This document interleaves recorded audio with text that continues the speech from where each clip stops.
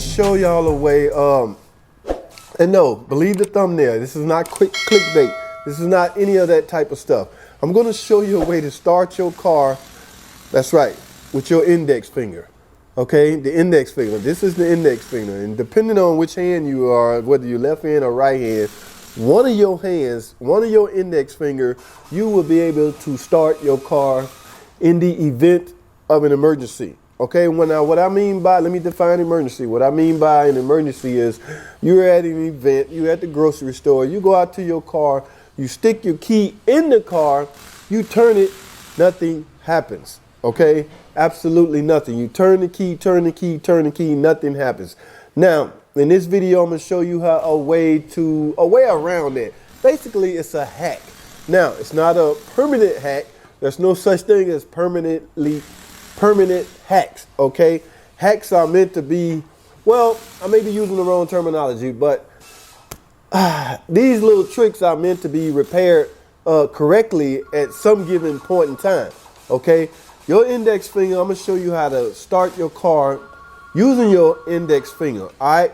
So, I got some footage for you I'm gonna show you. Now, keep in mind, this particular car, it happens to be a PT Cruiser, but this trick, hack, whatever you wanna call it, works on just about any car that utilize external ignition switch.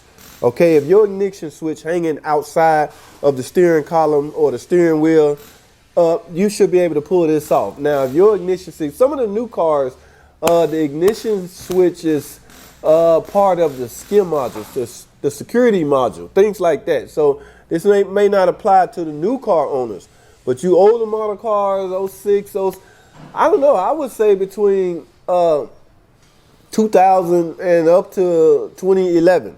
I know on some of the Chrysler. Okay, but if this applies to you and your car, let's get with the video. All right, so I'm gonna start my little intro again. I got some footage for you I wanna show you. I'm just gonna narrate through this and tell y'all how to pull this off. Let's get with it, all right? Welcome, man, welcome back to the channel, real quick. Now, let's talk about some things, okay? Like I say, this particular car is a PT Cruiser. Now, here's the starter relay to a PT Cruiser. Now keep in mind, I had a video out on how to start your car.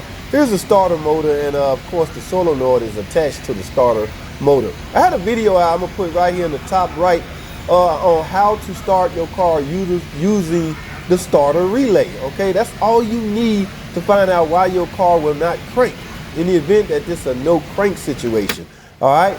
So that video I have in the upper right corner, go take a look at that on your free time.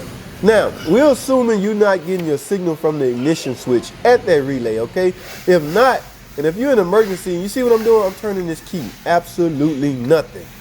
See that? I'm simulating an emergency event, but I have the column on. So here's the ignition switch right here. It's got a black connect on it. Yours may not look like this, but it's the same. So what I want you to do is, still no crank whatsoever. So here's what I need you to do. Take your index finger. Depending on what hand you are, you might use your left finger to push the ignition switch and your right finger to crank it. All right. Turn the ignition key to the on position.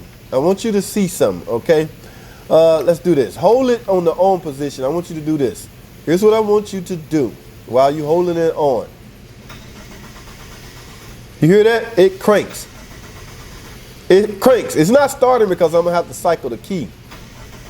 But there you have it, ladies and gentlemen. Now let's go ahead and crank it. I'm cycling the key now. Okay, it started. Now, ladies and gentlemen, that is a hack I learned a long time ago. Remember, I told y'all I'm shedding some lights on some of these secrets I have, because we don't hardly see these cars anymore. But let me show you one more time. Key on, push this. There you have it. All that simply means is your ignition switch is coming apart internally. You would basically need an ignition switch, okay? Here's the ignition switch you will need. I will show you how to replace this, put this on in a separate video. Up in the right hand corner, I want you to click that and go watch how to install this video, this ignition switch. That's all I have. Thanks for watching. Comment, subscribe, and I will see y'all on the next. Hold up. I'm not done. So there you have it, people. Really how to start your car how to crank your car using your index finger. Like I say, that simply means your ignition switch is internal, man. I took one apart. There's really nothing you can fix in there. I know some of you guys like to fix things. I'm one of them. I really like to tear stuff apart. I know this guy named Junk for Work on the internet. He always busting stuff up on his table. I just ain't got the patience for it. But there's nothing really you can fix inside of here. You simply replace it. Okay, get you a new one. Like I say, what's going on now? This is a usable, or this is a wearable item to me, in my opinion. There's no set time when to replace it, but every time you crank your car, you're wearing on that ignition switch. So that makes it a wearable item. Okay, over time, it will wear. Parts will wear. It will become flimsy and easy to turn, and essentially just, you bend it so much. Every time you turn the key, you bend the ignition switch to crank your car.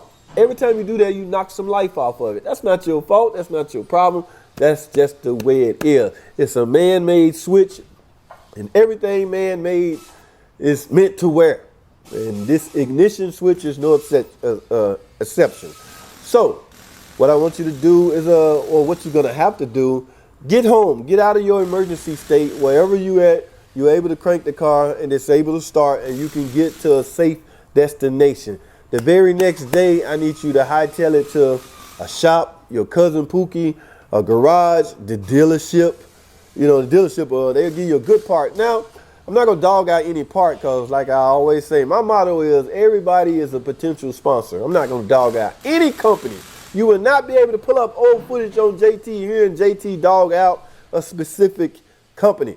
That's not going to happen. So, but I will say the OEM ignition switch are essentially made better. Okay, it's just more quality to me. OEM Mopar. So, but if you can't shell out that much amount of money for OEM, just get you an ignition switch from somebody that would also offer you a warranty on the ignition switch. That is a good route to go. But at any rate, get the ignition switch replaced. And if you don't know how to replace it, get somebody to replace it. Matter of fact, it's fairly easy.